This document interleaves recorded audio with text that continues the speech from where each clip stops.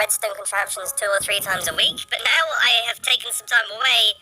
I don't know what I'm doing. I'm looking at some of these redstone builds and I'm thinking to myself, what on earth is going on here? Seriously, what is going on down here? I know what's going on here and I don't like it one bit. I decided I really wanted to fix this situation, so to get myself back into the groove, I've made my first redstone-related purchase. It is this rather lovely little book, Minecraft Redstone for Dummies. It was published in 2015, but you know, I don't think that's going to be a problem, and hopefully I should be able to get some valuable information from this thing. Now, one quick thing that I want to remind you of, I paid actual money for this book. It was £10, which is like $15. So just keep that in mind. I've made a few little bookmarks and things, so I've got a few little pages that I want to go to and reference. Alright, do redstone. Well, actually at the minute I'm just placing wool, but I guess that's like half of a redstone person's job. So I've recreated this structure block for block from the book, and yeah, it's teaching us how to actually power things in Minecraft using redstone. And for the most part, this is valuable information. I guess if I were to nitpick just a tiny bit, it's this redstone line that runs into this block here, doing nothing. If I was just starting out with redstone, my little 2 brain cells would be wondering what on earth this is all about. Is this somehow powering this lamp as well? But it is worth remembering I am Sergeant Smoothbrain, so that could just be me. Let's move on to the redstone comparator, which is always quite difficult to explain, so let's see how this book does. The redstone comparator has one property that functions regardless of the comparator settings. It doesn't provide an output if the charge going into the side is stronger than the charge going into the back. For example, if redstone dust reaches both the side and back of the comparator, but the path to the side is shorter, the comparator's output always has a charge of 0. Right. I mean, I already understand how comparators work, and that's left me a little bit baffled as to how comparators work. I mean, yeah, I guess. I mean, it is true. You know, if you run a redstone line into the side of a comparator and then run it into the back of the comparator, the output will always be 0. It does then go on to explain subtract mode, which it does a much better job at. You can use them to create specific levels of charge and then manipulate and combine them to produce the results you want. And then it shows this diagram here. Apparently this is me manipulating and combining them to get the results that I want. I'm starting to see 2 little problems with this book. First one is that the person writing it is obviously very, very smart. You know, they clearly have more brain cells than me. Probably a mathematician or a programmer used to explaining complicated concepts using complicated language, not having to do it for morons. Just remember, this book's called Minecraft Redstone for Dummies. Dummies!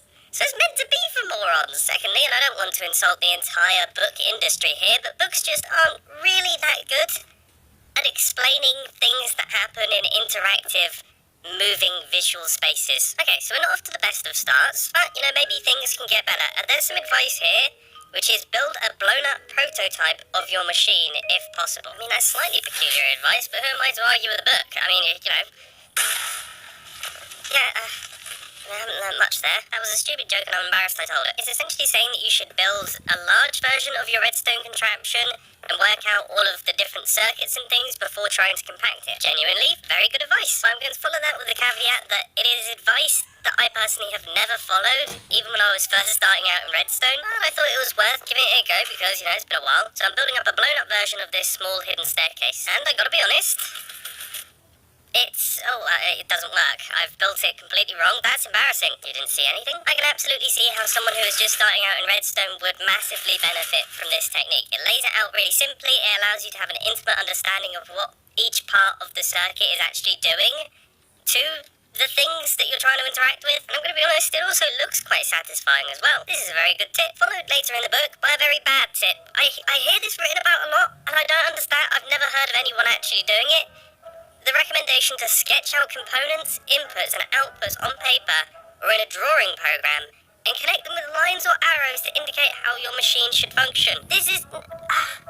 that's so difficult. How is that in any way easier than just placing the redstone? And like actually trying it is then interactive. You then don't have to follow a sheet of paper that you've got on your desk. I've always found the best way to test the flow of inputs and outputs is just to do them using levers. Do a dry run making use of levers, then you work out what the input and output order has to be for your redstone circuit. Way better than going out and grabbing your Etch-a-Sketch. So from there we move on into all of the redstone components and things, which of course There's not many of them because this book was published in 2015, so most of them are in fact missing, which seems like an easy thing to pick on, but remember, I paid £10, $15 for this book in 2022. They're still selling it. Now, luckily for the creators of the book, there aren't actually that many complete redstone contraptions in it. This is about the biggest circuit that's featured, so that means they don't really run into many issues with things not working anymore due to changes to the way Minecraft Redstone works. This is the only one that I can think of that probably won't work. What's meant to happen is all of the redstone lamps are meant to turn on as the item falls through the hoppers, but that doesn't happen. But it's probably now a good time to mention that over half of this book is dedicated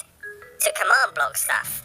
Now this is all command blocks, just all various different commands and things that commands do, and it goes into extreme detail. They build like giant mini games and everything like that. It's like, look how much better this is. Analog Redstone gets this hopper chain that doesn't work anymore and a bud switch. The command blocks get entire custom worlds. That will no longer work because all of the command block information is completely outdated, as obviously they've updated command blocks since then.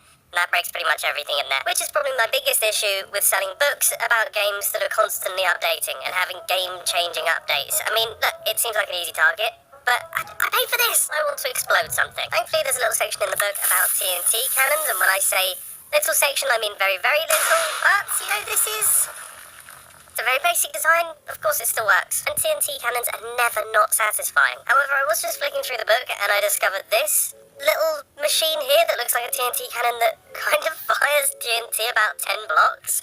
This is worth trying building this. Yeah, upon closer inspection, this is a very curious little design. Yeah, well, that's already an issue. This redstone is powering this dispenser here. What a masterpiece. So I have no doubt this is going to work well.